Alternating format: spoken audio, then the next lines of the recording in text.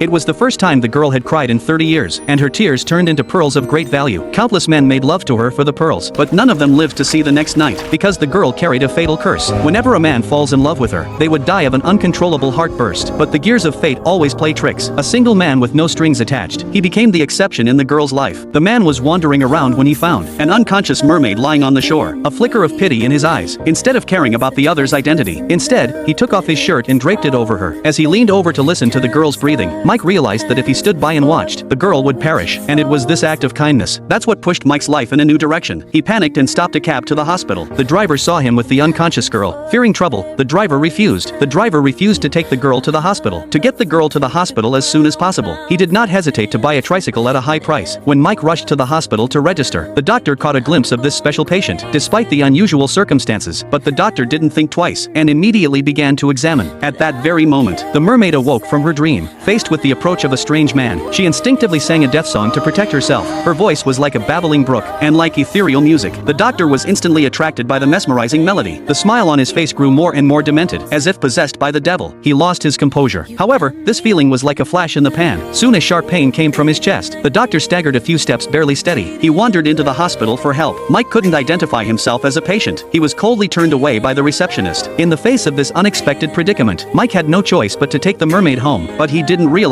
the landlord was watching. Mike was so gentle with the girl. He took his clean t-shirt and gently put it on her, and carefully poured water over her, in an attempt to awaken the sleeping girl. When the girl slowly opened her eyes, and saw the unfamiliar surroundings, as well as this unknown man, she felt an inexplicable panic in her heart. Her eyes flashed with alarm and anxiety. Then she hummed the mysterious song of death. However, to her surprise, Michael was not affected by the song. As the girl tried to increase her compulsion, Michael mistook the girl for a sign of affection. Watching the man considerately healing her wounds, her guard was gradually lowered. She gave him her name, Lula.